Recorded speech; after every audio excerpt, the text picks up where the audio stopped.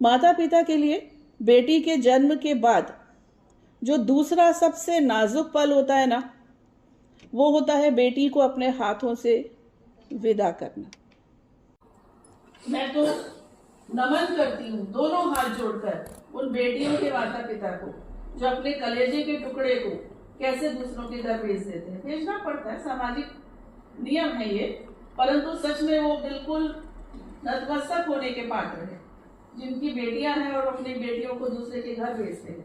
धन्य है वो माँ बाप। अच्छा, आपने कभी एक रस्म देखी है, जब लड़की विदा होती है तो वो चावल को ऐसे पीछे फेंकती है, है ना?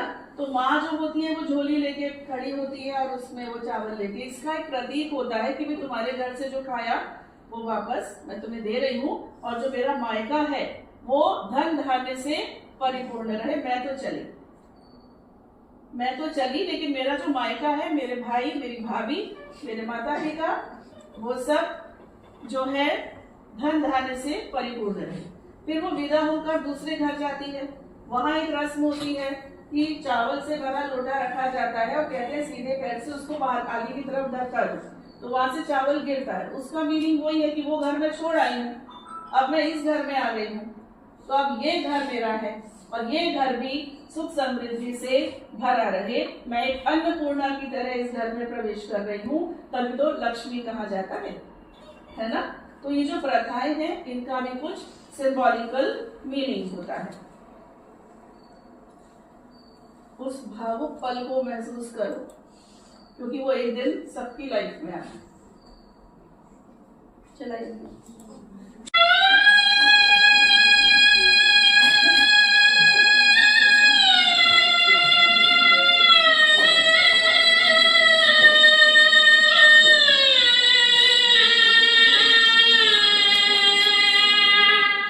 बाबुल की दुआएं लेती जा तुझको सुखी संसार मिले। बाबुल की दुआएं लेती जा तुझको सुखी संसार मिले। मैं कि कभी ना याद आए ससुराल में इतना प्यार मिले।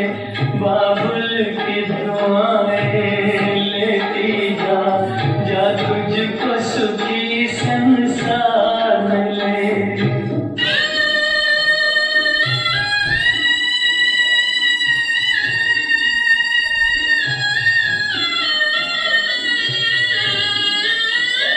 बीते तेरे जीवन की घड़ियां आराम की ठंडी छाँव में।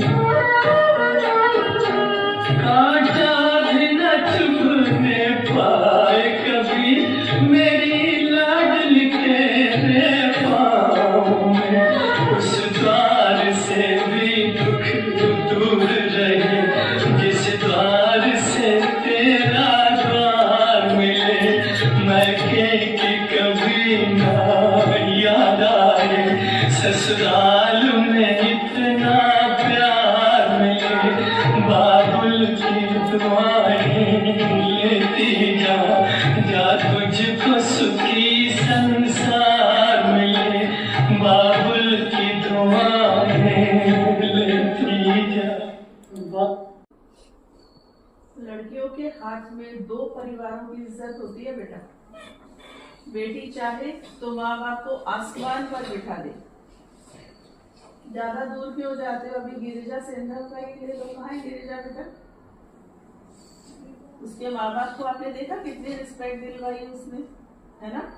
और अगर बेटी चाहे तो माँ बाप की इज्जत तो दूर में भी मिला सकती है। वो बात कहीं मुंह दिखाने लायक नहीं रह जाता जब किसी लड़की की कोई घटना सामने आती है। जो लड़की शादी से पहले अपनी पवित्रता खो देती है, पता चल जाता है ससुराल वालों को, फिर क्या होता है?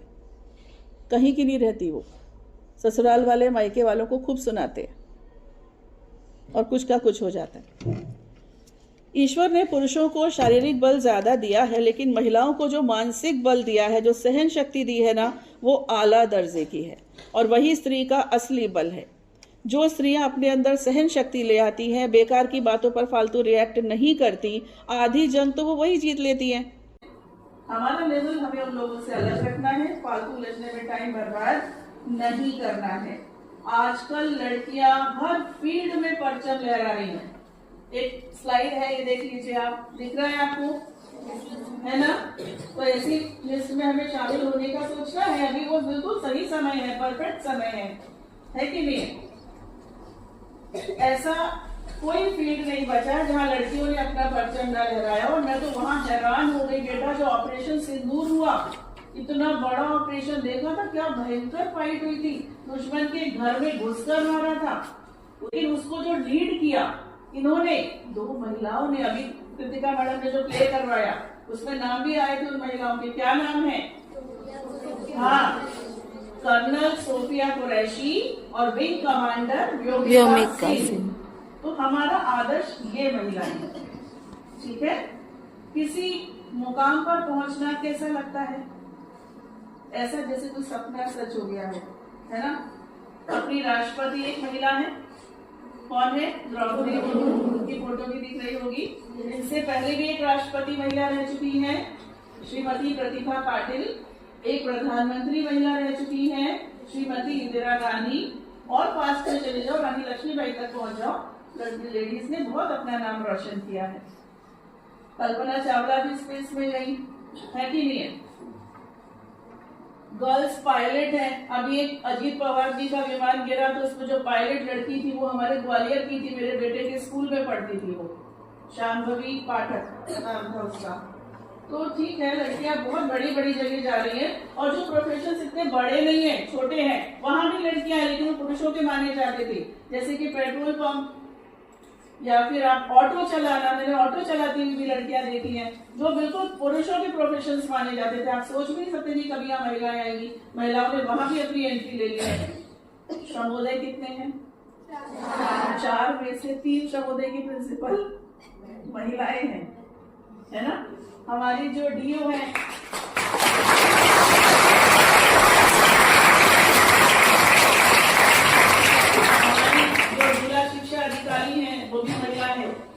हमारी जो संयुक्त संचालक हैं वो भी महिला हैं, रक्षा मंत्री निर्मला सीतारमण वो भी महिला हैं, इन्फोसिस की सीईओ सुधा मूर्ति महिला हैं। तो हम इन महिलाओं की जीवनी पढ़ें, उनको अपना आदर्श बनाएं और सोचें कि हम कब वहां इस जगह पर पहुंच पाएंगे। तो लड़कियां जो पढ़ लेती है ना, जो पढ़ लेती है वो कहाँ पहुंचती है? एक छोटा सा वीडियो।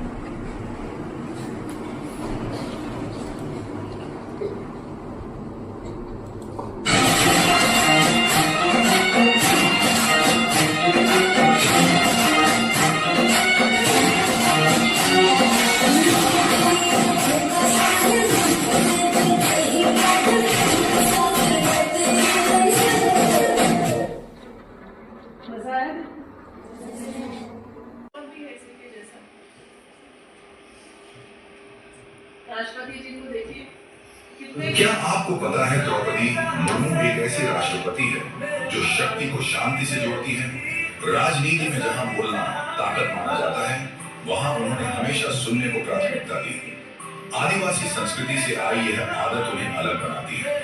राष्ट्रपति बनने के बाद भी उनका स्वभाव नहीं बदला, न दिखावा न शोर। वे साबित करती हैं कि सच्चा नेतृत्व आवाज से नहीं, संयम और स्थिरता से पहचाना जाता है। ऐसी अच्छा है ना? मैं आपको दिखा रही हूँ बेटा ये चीजें। आप घर में बहुत कुछ देखते हो, वो भी देखो जो तुमको देखना चाहिए। मैं सबको इकट्ठा करके लाई हूँ। ऐसा नहीं मैंने कल सोचा और मैं आज आ गई। मुझे कम से कम 10 दिन लगे हैं इस पूरी प्रिपरेशन को करने में। अच्छा ये बताओ, पैसा कमाकर कैसा लगेगा? बहुत मजा आएगा, बहुत मजा आता है पैसा कमाकर। सच बता रही हूँ, पैसे से सारी खुशियां नहीं खरीदी जा सकती, लेकिन बहुत सारे गम कम हो जाते हैं। बहुत सारे घरों में जो लड़ाइयां होती है ना, वो पैसों की किचकिच ही होती है कि नहीं है? कम से कम हमको इतना पैसा कमाना है बेटा कि जब हमारे माँ बाप किसी दुकान में जाएं तो वो साड़ी और शर्ट की कीमत नहीं पूछे, वो बोले पैक कर दो, पीछे बिटिया खड़ी है वो पेमेंट करेगी। इतना पैसा कमाना है। ठीक है ना? हाँ, लेकिन पैसे मेहनत और ईमानदारी के हो। अभी आप जो मोबाइल चलाते हो किसने लेके दिया? पापा ने, मम्मी ने, है ना? उसमें रिचार्ज भी वो कराते हैं। तो पापा के पैसे पे ऐश की तो क्या थी? मजा तो तब है जब पैसा हमारा हो और ऐश और घमंड हमारे माँ बाप कर पाए। ठीक है ना? मेरा तो पता है क्या मन करता है कि एक लड़की को एक मकान अपना जरूर बनवाना चाहिए, चाहे वो 2 कमरों का क्यों ना। कहने को तो कि ये मेरा है। एक टारगेट लेके चलो, मुझे इतना कमाना है, मुझे अपना फ्लैट लेना है, अपना मकान बनना है। तब आपको पढ़ने में मन लगेगा। एक मोटिवेशन तो होना चाहिए ना सामने कि हम ये कर रहे हैं तो क्यों कर रहे हैं, इसमें क्या मिलने वाला है। किसी पिटी बातें मैडम सुना के चली गई, नहीं। एक टारगेट रखो मन में, ठीक है? अब मुश्किल पता है क्या है कि आपकी करियर बनाने की और प्रेम में पड़ने की उम्र एक ही है। यस मैम, बड़ी जोर से आवाज आई। यही वो उम्र होती है जब लड़कियां लड़कों के प्रति आकर्षित हो जाती हैं। 13 से 19 इसको टीन एज कहते हैं। टीन 13, 14, 15, 16, 17, 18, 19। ये 13 to 19 आपका करियर बनाने की एज है, 30 to 19 ही फिसलने की एज है। भगवान भी कैसी कैसी परीक्षाएं लेता है, तो वो आगे वही बढ़ता है जो अपने आप को स्ट्रॉन्ग रखता है। ये डिस्ट्रैक्शन तो आते ही हैं सबकी लाइफ में। कोई बोलता है तुम बहुत सुंदर हो, तुम बहुत अच्छी लगती हो, कोई लड़की नहीं बची इस बात से। कोई फिसल जाती है, कोई संभल जाती है। जिसको संस्कार होते हैं, पेरेंट्स का ध्यान होता है, वो कहती है बहुत मिलेंगे तेरे जैसे। जिसको नहीं होता वो कहती है आज मिला, पता नहीं अगला कब मिलेगा, इसी को पकड़ लो। तो ये होता है। अच्छा, दोनों चीजें फोकस मांगती हैं, दोनों चीजें फुल फोकस मांगती हैं। अब अगर आपको लग रहा है तो आप एक काम करो, पढ़ाई लिखाई बंद कर दो और किसी प्रेम के चक्कर में पड़ जाओ। अब फरवरी का महीना आ गया, पढ़ाई का भी है और चॉकलेट डे भी है और ये भी है और वो भी है। तो ये choice is yours, choice is totally yours, है कि नहीं है? बहुत जल्द सच्चाई सामने आ जाती है। जिन अदाओं पर आप फिदा होते हो ना, वो आप फेल हो जाओ क्लास में भग जाएंगे वो भी, क्योंकि आजकल हर लड़का पढ़ी लिखी न कमाने वाली लड़की चाहता है। ये भी मैं बता दूं, इज्जत भी कमाने वाली लड़कियों की होती है। गलत नहीं बोल रही हूं मैं, क्योंकि एक तनख्वाह से आप रोटी सब्जी दाल चावल खा लोगी, लेकिन तुम सोचो कि घर में एसी भी हो, कार भी हो, घूमना फिरना भी हो, तो 2 सैलरी चाहिए। एक तनख्वाह से केवल आप जीवित रह पाओगे, ऐश नहीं कर। के लिए आपको अपने पैरों पर एनी हाउ खड़े होना है, स्वाभिमान भरी जिंदगी जीनी है। हाँ, स्त्रियोचित गुण भी नहीं छोड़ने और याचक भी नहीं बनना। तो आप में से कई लोगों की मम्मियाँ हाउसवाइफ होंगी, है ना? आप देखो, आप मुझे बेशक बताओ नहीं बताओ, मैं बताने को कह भी नहीं रही हूँ, लेकिन होता है मम्मी जब पापा से पैसे मांगती हैं फलाने काम के लिए, पापा हिचकिचाते हैं और कुछ तो भी बोल देते हैं, तुम तो मांगती रहती हो, अभी तो दिए थे, उसका क्या हुआ? होता है कि नहीं होता? किचकिच होती है कि नहीं होती? अगर ये अपना पैसा हो तो हम भी स्वाभिमान से उसको खर्च कर पाए। आपकी शादी हो जाएगी, आपको भाई का बर्थडे आ रहा है, आप उसको गिफ्ट देना चाहते हो, सुनो जी मुझे 500 रुपये दो, कहेगा नहीं दे रहा, जा, क्या रह जाएगी? तो यही अगर आपके पास अपना हो तो आप स्वाभिमान से जीत हो सकते हो, अपने भाई को गिफ्ट तो दे सकते हो कि नहीं दे सकते हो। और वो सब करने की उम्र बेटा यही है, यहीं से शुरुआत है, जहां आप बैठे हुए हो, यहीं से उस चीज की शुरुआत है। अच्छा, आपको अगर 8 घंटे पढ़ना ज्यादा लगता है तो 8 घंटे सिलाई मशीन चला के देख लो। 8 घंटे आप किसी ईंट के भट्टे पर बैठकर देख लो। 8 घंटे किसी साड़ी की दुकान पर नौकरी करके देख लो। पूरे दिन साड़ियाँ खोलती समेटते रह जाओगे, तब लगेगा अरे यार पढ़ना ज़्यादा सही था, पढ़ लेते तो आज कुछ बन जाते, किसी जगह पर हम पहुंच जाते। जितना गुड़ डालोगे उतना मीठा होगा, जितने एफर्ट्स डालोगे, जितनी ज़्यादा पढ़ाई करोगे उतनी अच्छी नौकरी मिलेगी, और जितनी अच्छी नौकरी मिलेगी उतने अच्छे पैसे कमाओगे और चैन से ज़िंदगी बसर करोगे। मैं आपको एक छोटा सा बेटा एक्सपेरिमेंट दिखाती हूँ